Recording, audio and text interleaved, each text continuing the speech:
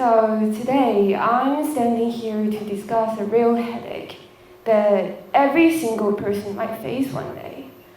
From the moment we were born, we begin to form different kinds of relationships with different people. Usually, the first relationship we established was with our parents, of course, and followed by friends, teachers, and so on until we enter the society. In a sense, human life is all about relationships, whether it's with classmates, teachers, colleagues, or even the strangers you met in the street. Relationships shaped our world. Relationships shaped us. However, let's face the truth. Managing relationships can be tricky. Imagine it's the first day at a new school, and you step into an entirely new environment where you don't know anyone and no one knows you.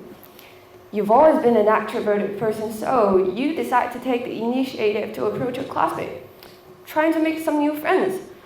After all, humans are social creatures, and seeing everyone else walk in pairs or groups really make you feel awkward and out of place. At first, you've managed to form a few great friendships, people who treat you well and you genuinely treat them back. But things don't always stay the same. Some friends transfer out of school and some drift away because of different lifestyle, and the others clash with you over a small disagreement. Before you notice that, you're all alone again. You've always been very competitive and ambitious, the kind of person who loves to participate in school activities and competitions. Well, at least before you came to this new school. And you soon realize that your classmates don't really share the same enthusiasm. So, in an effort to fit in, you decide to tone yourself down. You begin to hide your strengths and talents, and this is what we call the herd effect.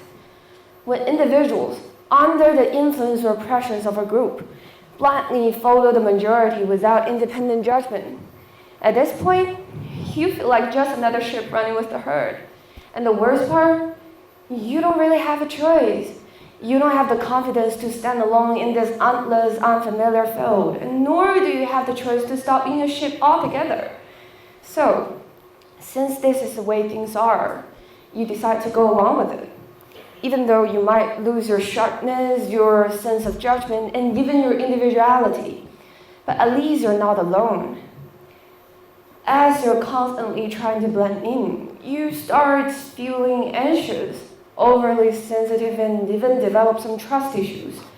You begin to overanalyze every single thing you say, wondering if your words might be misinterpreted by others, if someone might get upset, or if they will suddenly stop wanting to be your friends.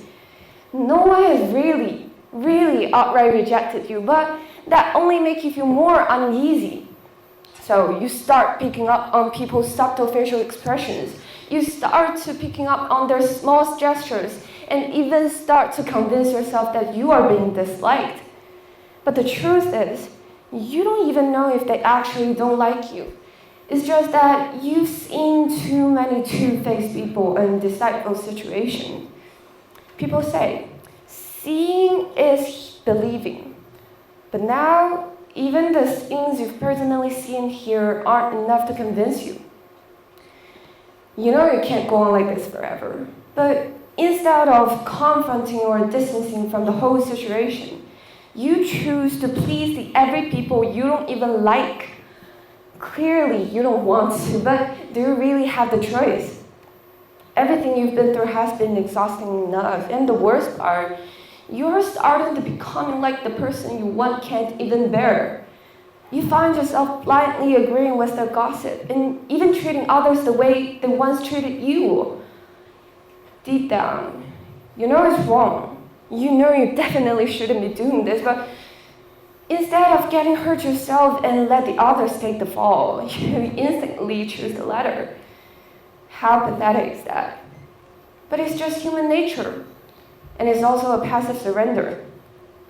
The one day you reflected on everything that happened, you feel puzzled. You were only trying to make friends at first.